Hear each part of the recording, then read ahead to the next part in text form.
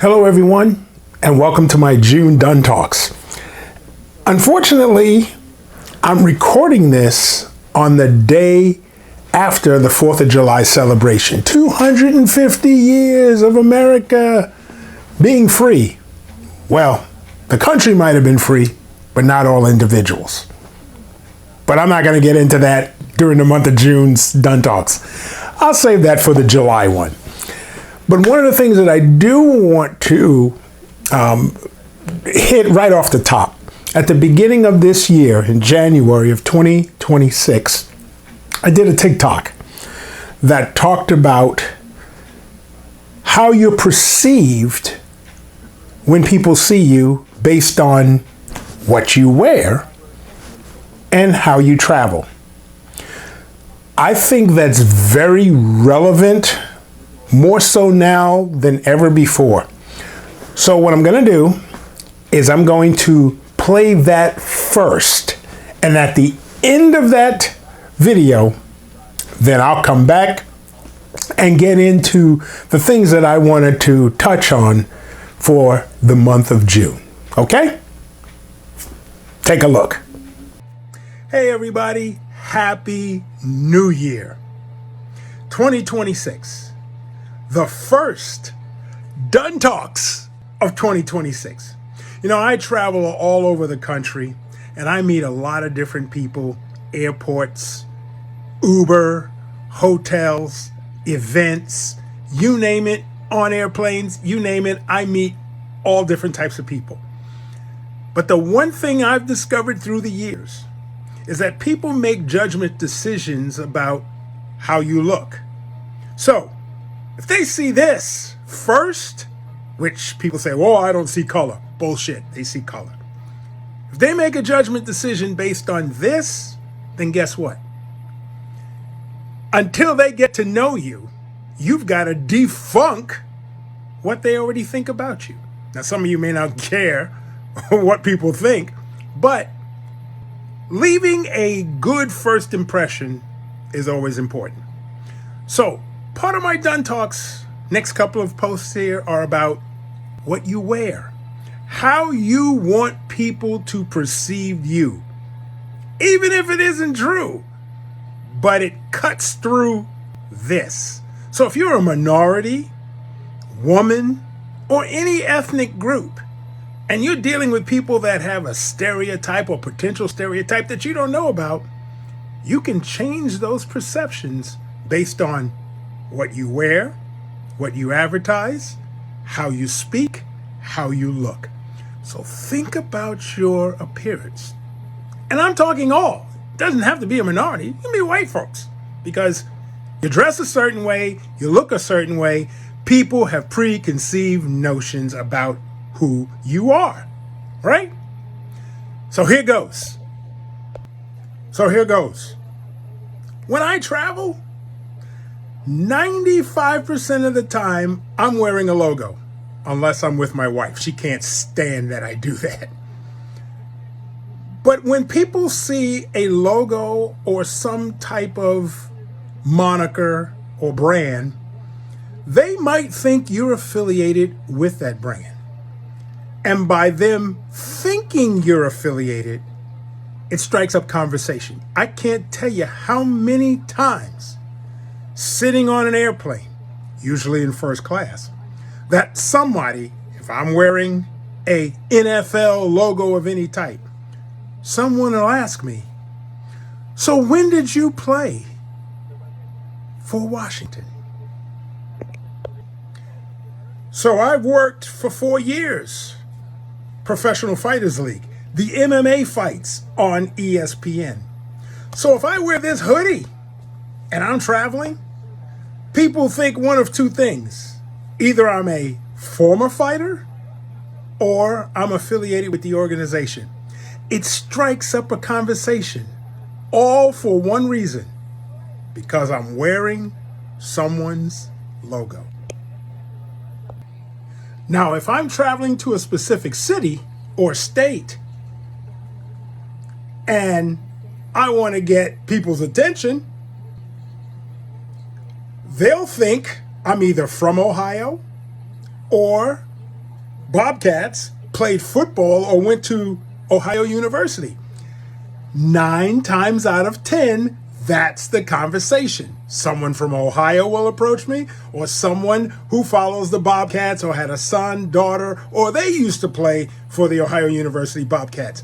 So again, a conversation starter. Usually it helps them get past what they see in terms of this. They see this and they see this, and we start a conversation. And because I consider myself a worldly person, all types of experiences, when someone sees a logo like this on a black person, there's an assumption. Racing? IMSA racing? That's sports cars. It immediately strikes up a conversation with a person that normally probably would not approach me. All because of what I'm wearing.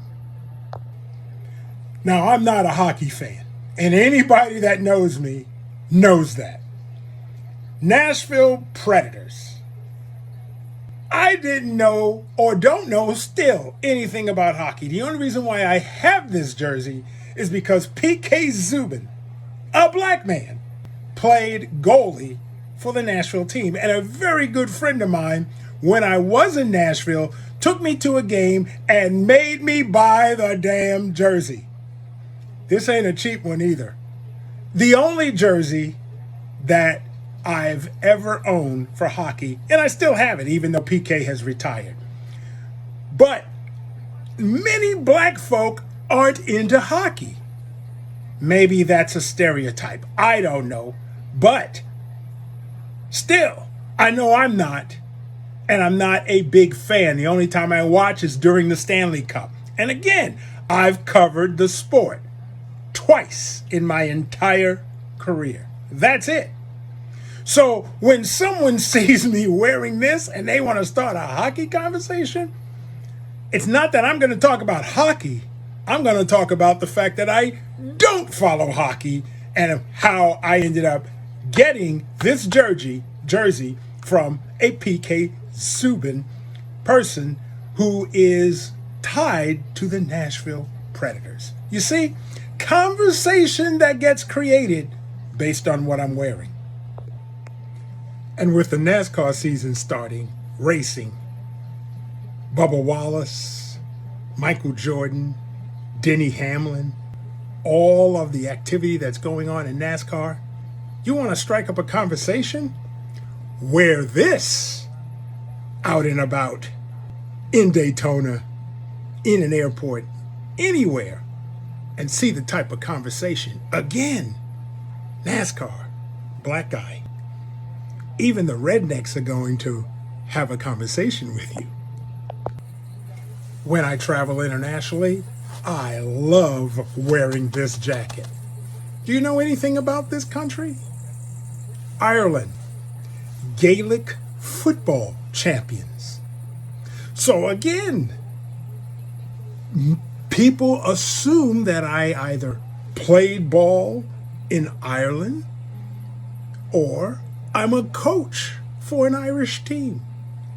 Nonetheless, a conversation often gets started because I'm wearing this, and people that have been to Ireland know about Gaelic football, and they know who the champions are and were at that time.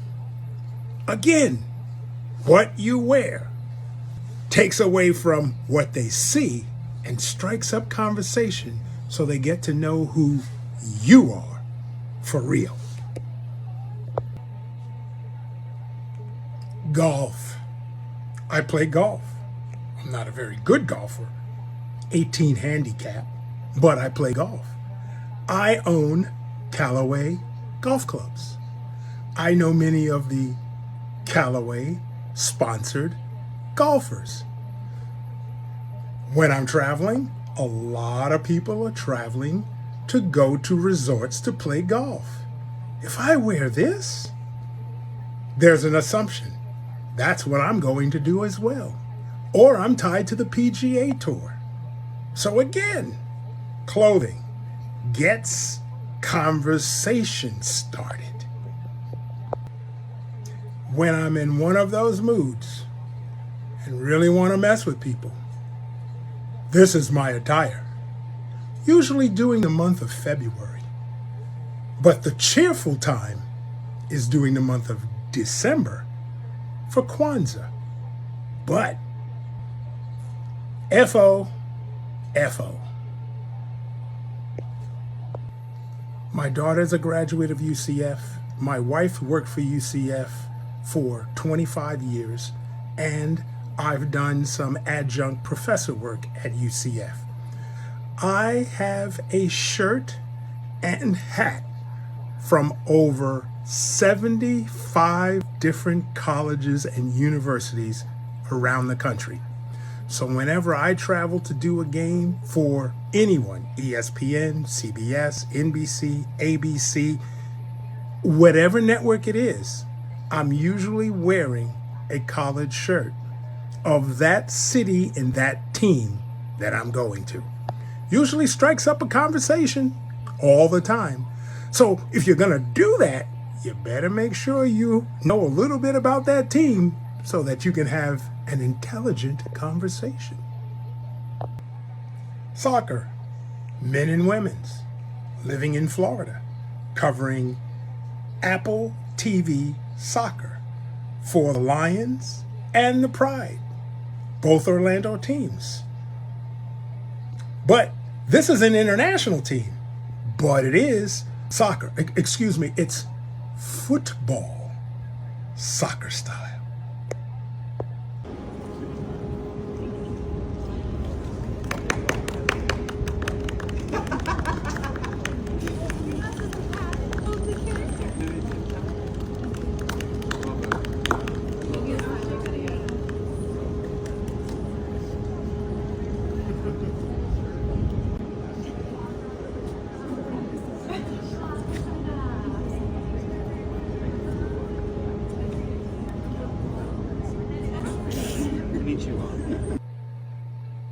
What would it be like if I didn't promote my own merch?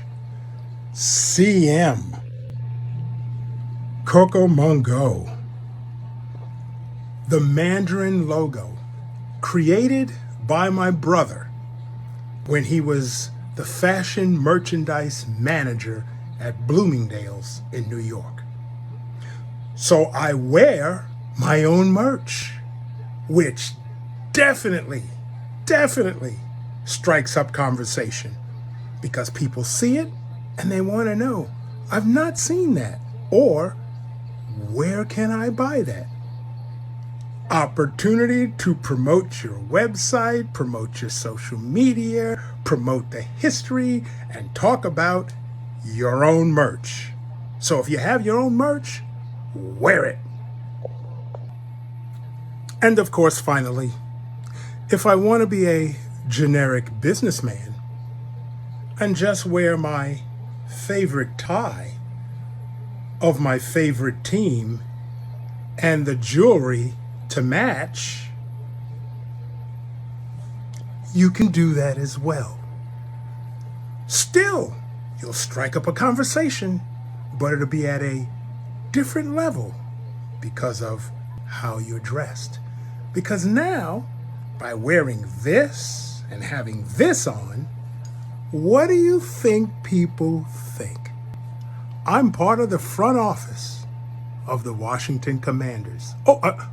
Washington Redskins, because they are going to go back to that name pretty soon. So there you have it.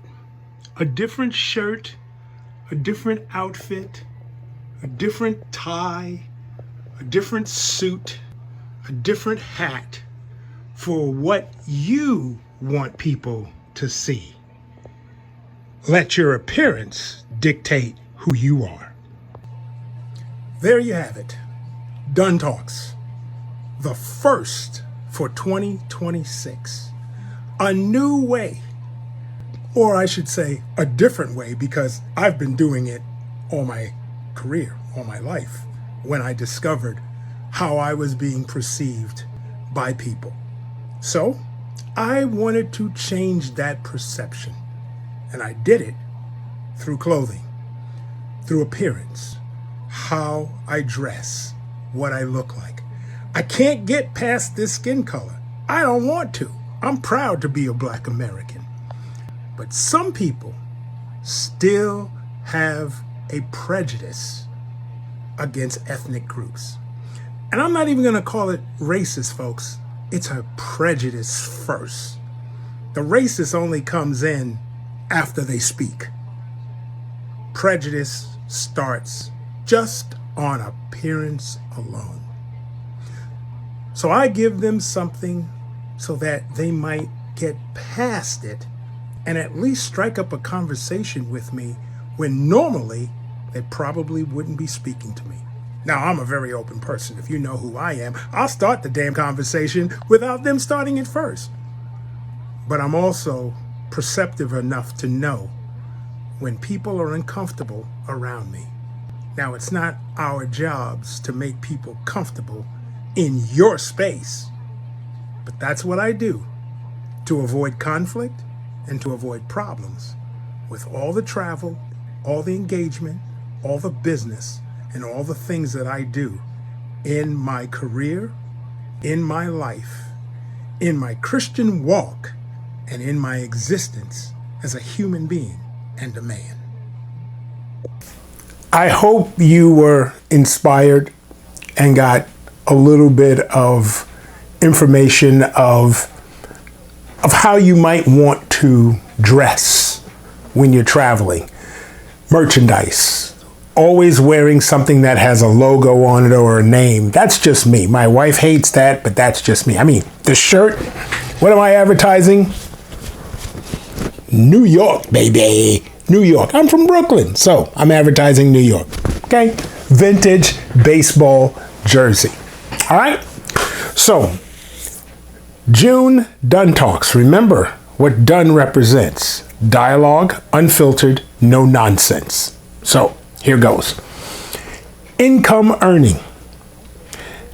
I was taught this years ago, and I taught my 2 kids, and I've been teaching many students where you are in life in perspective to income. It hasn't changed, but some people may not like where they are. But here's the reality of income earning. Single or married? Here's your test. Are you making your age? Are you earning your age? Let's put that in its proper context. If you're 25 years old and you're making at least $25,000, you're doing okay. You're not going to be there forever, but you're doing okay. Now, some of you may have started working since you were 18 years old and saying, well, I'm 25, I should be making a lot more than that since I started at 18. No, it's not about how long, it's your age, and you'll understand why. You're 30 years old in life, you're making 30,000 or a little bit more, you're keeping up with your progress of how you're progressing in your career or whatever business you happen to be in. So you think about that. If you looked at my YouTube, The 4 Quarters of Life, and you understand how the 4 quarters of life are broken down, 20s is the first quarter, 30s is the second quarter, the 2-minute warning is your 40s, halftime is your 50s, and then you're into the third quarter when you get into your 60s, and then from the third quarter you're into your fourth quarter right before you get ready to retire in your late 60s. And then there's overtime. But I'm not going to get into that. Go take a look at the 4 quarters of life that's on my YouTube channel, where you're watching right now. You should be able to see it. I recorded that years ago while I was at Bethune-Cookman University for the football team. I was sharing with them Kind of an impromptu right off the top of my head. It's only 7 minutes long, but that was the 4 quarters of life. And that's something that's a speech or a talk that I give to colleges, universities, high school students, as well as corporate talks as well. 4 quarters of life. Go check it out. But for the purpose of what I'm talking about is income earning. Earn your age. If you can keep up with earning your age, you'll be okay and even better than some and better than most if you're frugal, if you manage your money well, if you live within your means. You know, that's a great thing to say, and I know it's hard to do. Folks, I'm not going to sit here and pretend that I'm perfect and I was great at doing that. I was not. I didn't care about being frugal. I didn't care about spending within my limits. Case in point, when I was in my 20s, I had a credit line of $500,000, $500,000 worth of credit card cash available to me. Yeah, I was up there. I had a lot, and I screwed up big time. But you know what? I got out of it because I woke up. Someone shared with me what I needed to do, and they helped me with a plan on getting there. It took a while, but I got there. And I have all of that credit back in a later age, because one thing you're going to discover real fast, and depending on financial planners and people that you talk to, they'll say, oh, you don't need a whole lot of credit. You should pay everything in cash. Folks, you can't do anything in this world without a credit card. I don't care how much cash. You're going to have a credit card. Even a debit card, it's going to deplete you of whatever cash you have. So you need at least one type of credit card. If you're real good and disciplined at paying that card off, then great. Then you get one card, American Express. Pay it off at the end of your 30 days. But if not, you can get a MasterCard or Visa. $2,000 credit line, $5,000 credit line, $10,000 credit line. Don't go above it. But if you can get one of those cards, that's what you use for hotel check-in, for incidentals and reservations, airline fares. When you're trying to, book an airline, you got to have a credit card.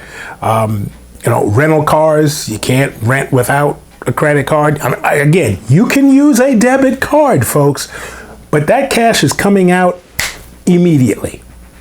You check into a hotel, they want, incidentals. Depending on the type of hotel in the city that you're in, that incidental charge per night could be as low as $25 to as high as $300 per night.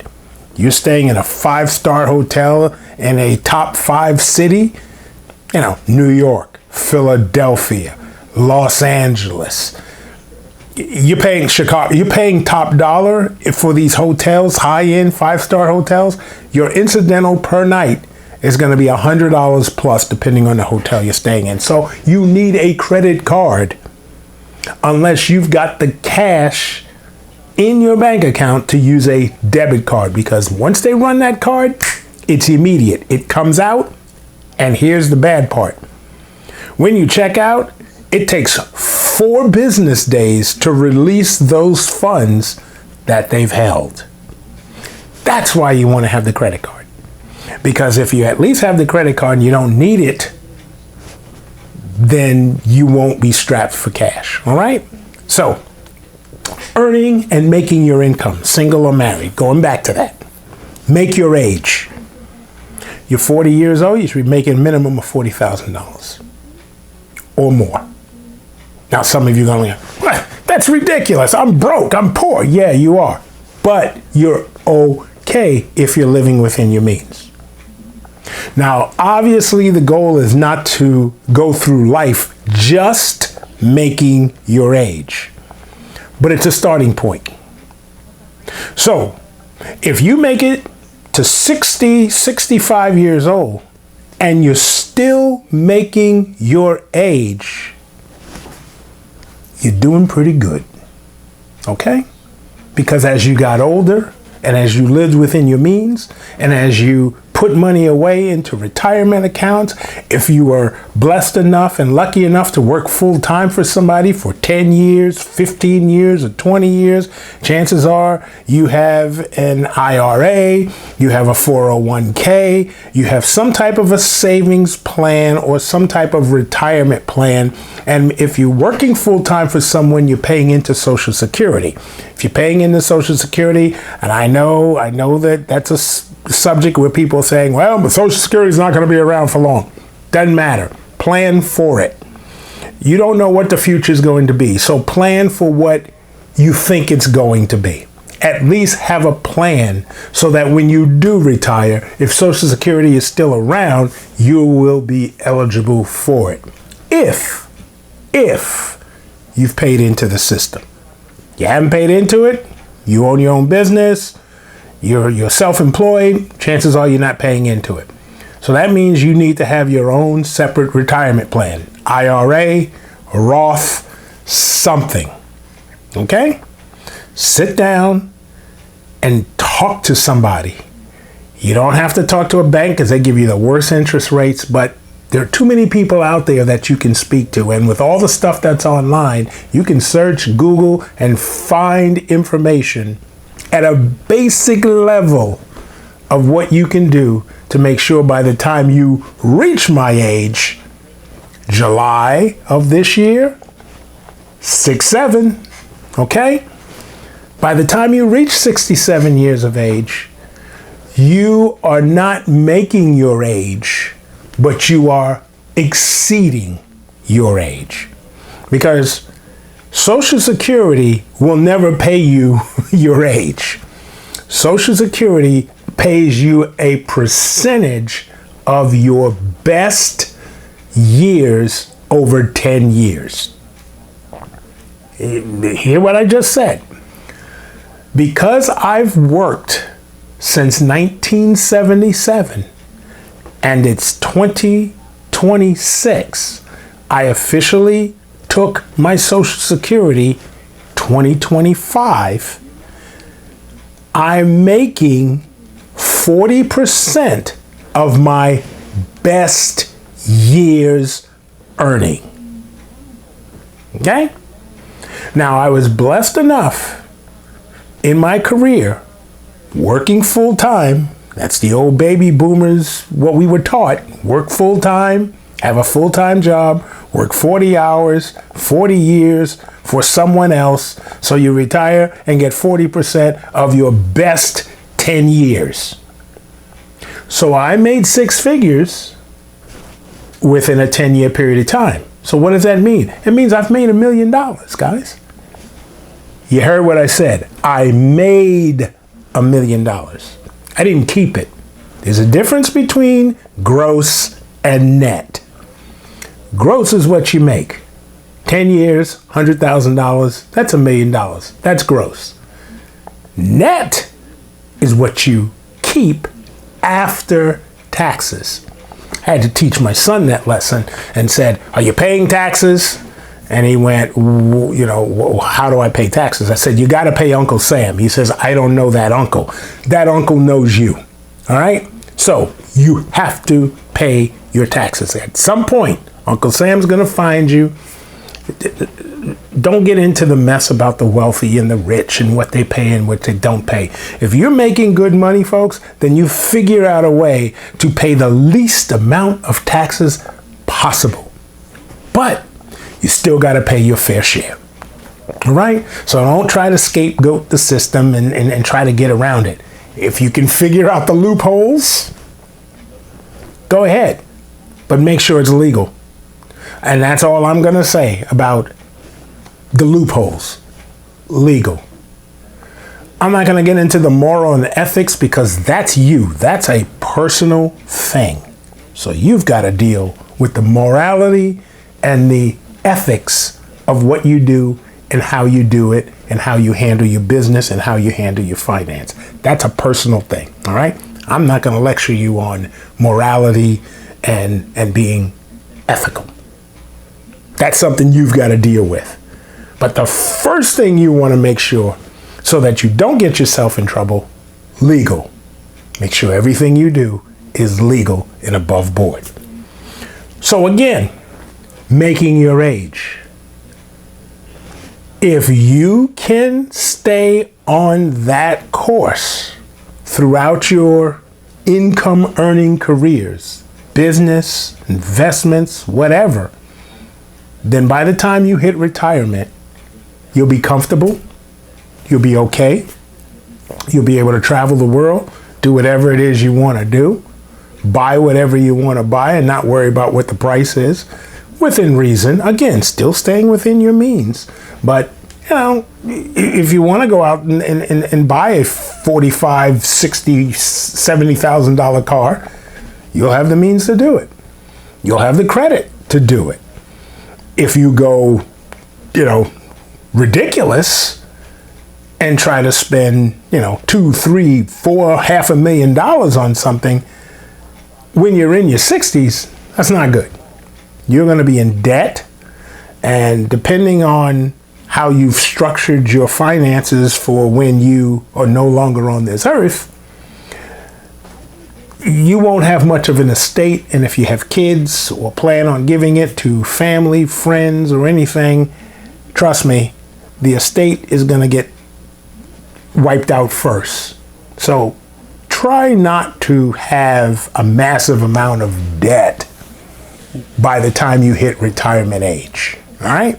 Now, the one thing you're all going to have to deal with, medical, our health, all of those things. So take care of yourself now. Take care of your body, this earthly vessel, this earth suit that we live in. Take care of it so that you can enjoy those years as you get older.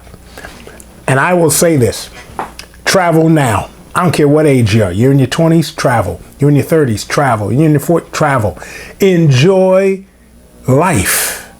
Don't wait until retirement, because I've seen it. Listen to the baby boomer. Listen to the guy who has watched over 20 people die since 2020 that were younger than me. Health issues, unforeseen accidents. Luckily, none of them were murder or any of that, but they were all health related and accidents. 20 people since 2020 that I know personally. That's a lot. The pandemic year, you know, that was a rough year. Live your life. Don't keep saying, oh, I'll wait until I retire. Tomorrow is not promised to you. And I think we all know that. Our days are numbered. Okay?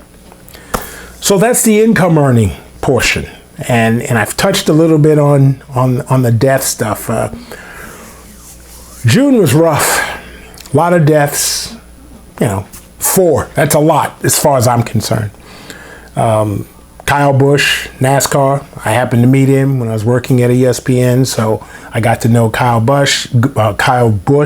He was part of Joe Gibb Racing, so you know, there was a moment of. So that was one. The other was Charlie Neal, who I think you probably all remember me talking about, but you can go back and look at some of my other videos as well. Charlie Neal from my days at BET and ESPN, a legend. He was 81, you know, but health issues. And then my goddaughter's sister, accidental death, unfortunately. You know, just things you don't expect. And she was in her 30s. So that made it even more difficult. And then the one that really, really shocked me My best friend from the days of growing up in Brooklyn, New York, the Dr. Reverend Kevin Wright. That was a shocker, because Kevin was my age, and he was getting ready to turn 67 during the month of July. He never made it that far. So that humanity brings you, it makes you think, and you stop taking things for granted when something like that happens. Close friend, you know, there's a whole lot of emotion going on there. But the biggest thing about all of this, when death strikes, we move on. And the thing that bothers me more than anything else is that we move on so quickly. We find ourselves laughing and having fun and having a great time, and then in that split moment of solitude and quiet, something reminds you of that person who just passed away. And then you stop and you go, wow. Wow. And then you reflect. And depending on who you are, it may take a few moments, a few hours, or even a few days to come to grips with that death that just happened,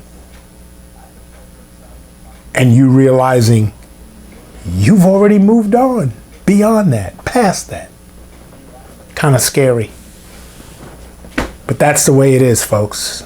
Live your life today, because when you're gone, people will grieve, but not forever. They will move on with their lives. And I just wish that someone that I knew, or my family member, mom, dad, brothers, cousins, close friends, people that had a great relationship with God, could speak into my spirit and let me know what it's like in the afterlife, wherever they may be. Most of the people I know are in a good place, but I got some that might not necessarily be in a good place. So those are the things that I really wanted to touch on in my Dunn Talks for the month of June. World Cup soccer has been a wonderful thing to watch. Watching all of these people come from other countries into America and appreciating America, and making us aware of the things that we take for granted. The simple things. If any of you have watched any of the World Cup matches, it's been phenomenal. You know, the upsets, the predictions of saying, oh, this team doesn't have a chance to win, and they still don't win, but they tie. They go into extra time. They go into penalty kicks, and they hang in there. Small countries from Africa, actually, that made it to the round of 16. So don't take America for granted. We might not like all the things that are going on in our own country, but would you rather live somewhere else? Have you tried living somewhere else? Can you truthfully say that living somewhere else is better than living in America, regardless of the history?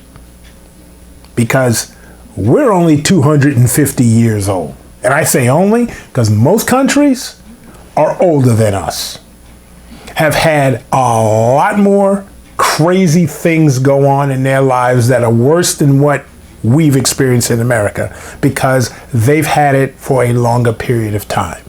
Yes, America has the good, the bad, and the ugly, but so do other countries. You decide where would you want to live after you've learned the history. Now, Depending on what you look like, you might say, well, they didn't treat it. Folks, let me tell you something. And here's what you got to remember. Every immigrant has been, was, and still is discriminated against. It's personal things. It's personal. It's about individuals and how they were raised, how they were brought up in society. We are making all the problems that we have right now are political. Why? Unfortunately, because of the government that's in charge at the moment. It's not always going to be like that. And that's why at only 250 years of being free as a country, we have a long, long ways to go to be free as individuals, depending on the ethnic group that you represent. Okay? I'm not going to go any more into that. Like I said, I might decide to get deeper into the month of July, but for June, that's enough. We've had a hell of a year already, and there's going to be a lot more. If the biggest thing that I can tell you, pay attention to what's going on in politics. Pay attention to what's being erased or attempting to be erased. It might not succeed forever, but the attempt is there. So you need to be aware of what's being done in the dark of the night in something called executive orders. Be aware. Like I said, I'm on social media. I do Instagram. I do Instagram threads. I do Instagram stories. I do TikToks. I do Snapchat, Facebook. I'm on everything. But I pick and choose which of those social mediums I will touch on to politics. And if you know me and you've been following me for a while, Black history is a big, big thing for me. And I'm doing it more and more than I've ever done prior to 2020. So this has been going on for a while now. But now that I'm in tune, now that I'm seeing and understanding now more so than ever what my parents endured and what my grandparents endured, and then understanding what the ancestors endured, I now want to make sure that I don't sit idle and not talk about or pass on the information to my kids, millennials, and to my grandkids. Now, I'm not a wealthy person by no stretch of the imagination, but the problem with those that are wealthy, they're going to take care of their future by not teaching the past, which is a dangerous precedent to set, because those that can do that, their thoughts are real simple. Well, I'm not going to be around. It's not my problem. My kids, my grandkids, they'll have the money to do whatever they want or to deal with the subject if they choose to or not. Wow. That's a big statement. But I've actually heard a few politicians say that. But like I said, I'm not going to go deeper into that at all. And remember, folks, family is everything. You don't have to have a big family, but whatever small family you have, great. If you have an adopted family, what do I mean by an adopted family? Just that, an adopted family, a family that's not of blood, but you're close to, you've worked with, they've taken you in, and you know, it's a part of who you are. embrace that family member. Embrace that family member. And if you're lucky enough and blessed enough to still have a mom and dad, mother and father, blood living, call them. Don't text them. Don't send them a social media post. Call them. Speak to them. Make sure you let them know you love them. Now, some people that's very awkward because growing up in my household in the 70s, in the 80s, my mom and dad never said, "I love you," to me or my brother.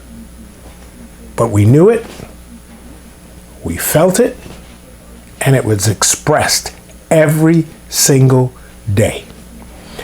And how we really knew, and how I knew that mom and dad loved me, discipline. I got my ass tore up for doing things stupid. If they didn't care, that would not have been the case.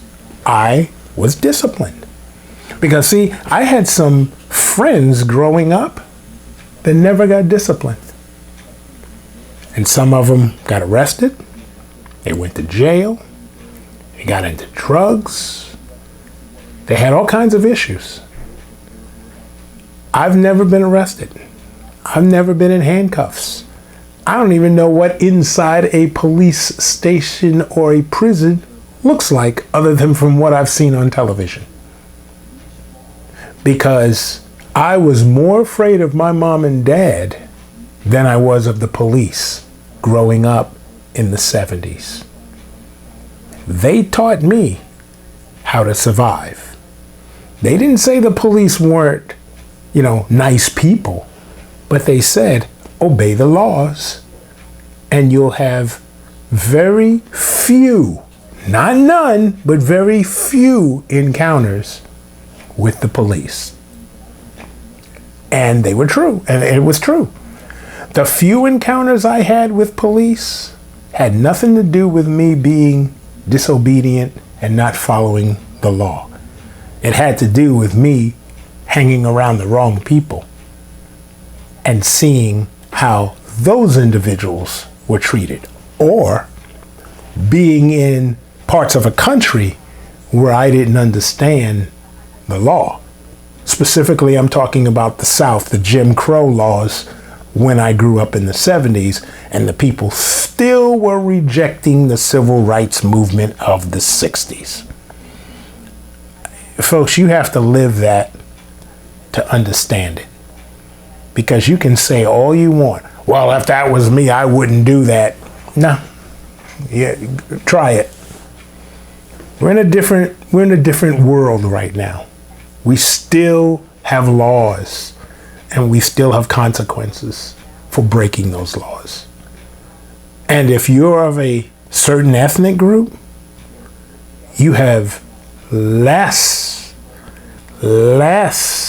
leniency towards breaking those laws.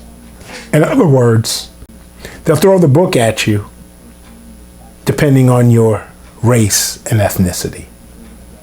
The law is not necessarily balanced depending on what you look like. That's just the reality of the world. And we can sit here and debate all we want. That's not true. That's not true. The law applies to everyone. Yeah, the law applies to everyone, but it's not the same for everyone. So, as long as you understand that, then you won't have any problems. So if you're young, do the right thing. Follow the laws. Look for the loopholes if you're that type of a person and you want to go out there and gamble on stuff. Look for the loopholes. If you get caught, be ready to deal with the consequences of you gambling with messing around with the loopholes of the law. Because eventually, what goes around comes around. You will get caught. You're not going to live that way and not pay the consequences. It may take 20, 30, 40 years, but you will pay those consequences. I think that's it.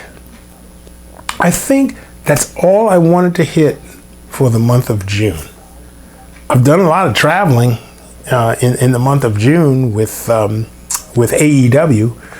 I've been to Richmond, Virginia. A lot of history there, leading up to the 250th birthday. I was in San Diego. I was in Philadelphia. Great cities to go to. Albuquerque, New Mexico, or Rio Rancho, actually. But these were all the cities that I've been to in the month of June. And it was great. I love the travel. And that's one of the reasons why I wanted to post that video that you saw in the beginning about appearance, how you look. I will say that in closing once again. People see who you are first by what they see. Before you open your mouth, before you speak, and before you do anything, they are making a judgment decision about you based on how you look. Your dress, your mannerisms, your personal hygiene. That's what they see. They see you coming. Anyone that says, "Oh, I don't see color," then they're blind. That's the only reason why you wouldn't see color. You see color. You define a person by what you see. Oh, that's a black person. Oh, that's an Asian American. Oh, that's a Hispanic.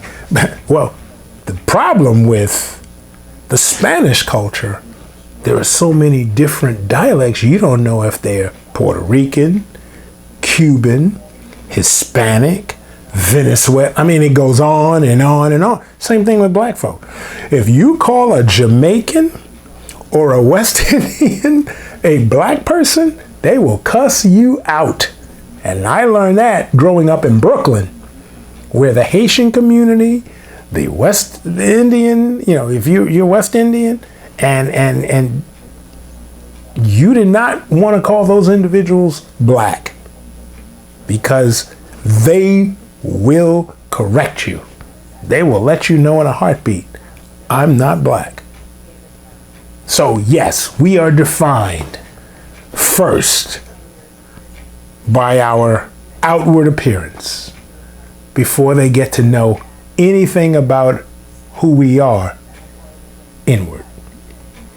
This is why, if you're going to put yourself out there on social media, make sure you're portraying the image you want people to see, and not just do it for the sake of getting, clicks and likes and stuff. People are making judgment decisions based on what they see, what you say, how you share information, how you talk about life. That's what they see. So you want to give people a positive image of you? Be positive. If you want to try to live a life on controversy, well, just think about the news personalities, the news media personalities that go crazy and extreme one way and then change their position later on. Remember one thing, if you remember nothing else, we live in a time where everything is recorded, stored, saved, sitting in the cloud. You said something 20 years ago, it can be found. You did something and there is a photograph of it out there from 20 years, 30, even 40 years ago, it'll be found. Thank God there was no social media when I was in college. And I'll just leave it at that. So, have a great month. Enjoy the experiences. And remember what I said earlier. If you are blessed enough to still have a mother and father living, call them. Just to talk. And if you have a hard time articulating the words, I love you, then don't. But at least talk to them. Just let them know. I wanted to hear your voice. I wanted to talk to you. I saw something that said I should call you. Trust me, they'll appreciate it. And if you've got a terrible relationship with the parents, call anyway. Because even though that relationship was rocky and may not be a good one, you might affect them. They may not show it in that moment, but you might affect them. 10 days later, 5 days later, a month, a week, all of a sudden, you get a return phone call. If that happens, it means you had an effect on them from that call. All right? Okay, everyone, stay hydrated. This is going to be a crazy summer. Yeah, there is climate change, even though people don't want to admit it. Protect yourself. And just make sure you don't put yourself in situations that could cause harm to you. Remember, our days are numbered. Let's just make sure that those numbers are double digits. Okay? Talk to you later.